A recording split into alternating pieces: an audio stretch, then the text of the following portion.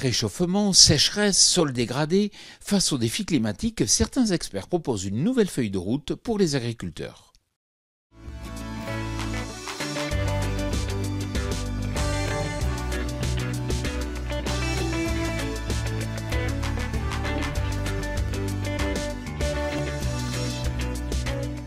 Cette semaine, je vous amène à la rencontre de Jean-Paul Borde, ancien directeur général de l'ACTA et aujourd'hui auteur et expert agronome. Bonjour Jean-Paul, vous vous intéressez particulièrement aujourd'hui aux effets du changement climatique sur l'agriculture ? Alors, il me semblait nécessaire d'avoir une réflexion approfondie sur les conséquences du changement climatique pour l'agriculture et puis surtout les leviers qu'il faut mettre en place pour gagner en résilience par rapport à ce grand défi pour l'agriculture qu'est le changement climatique. Quel est le principal levier que doivent dès à présent activer les céréaliers pour s'adapter au changement climatique ?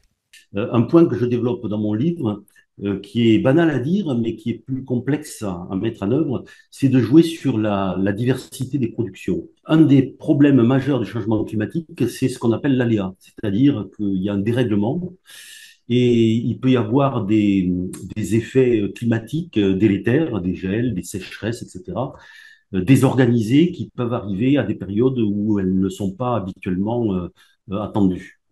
Et donc, pour éviter de subir cette contrainte de l'aléa, ce que l'on peut faire à très court terme, c'est déjà de diversifier ses productions agricoles. Concrètement, qu'est-ce que ça veut dire? Ça veut dire que sur les espèces d'hiver, bien sûr, le blé tendre reste une culture majeure, importante, et il y a suffisamment, il y a pas mal d'innovations génétiques pour faire du blé tendre, il y a du blé dur. L'orge d'hiver est aussi une espèce céréalière intéressante parce qu'elle vient à maturité plus tôt et s'affranchit des sécheresses estivales fortes.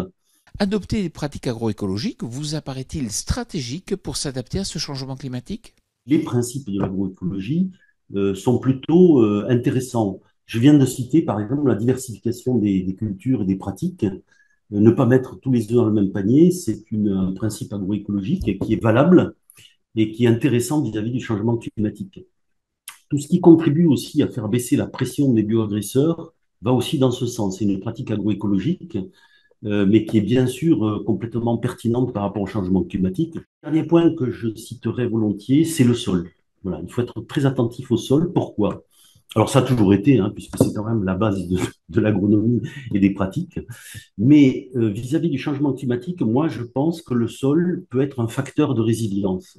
C'est-à-dire que si on prend soin de son sol, au sens large, hein, le sol va jouer un rôle de tampon.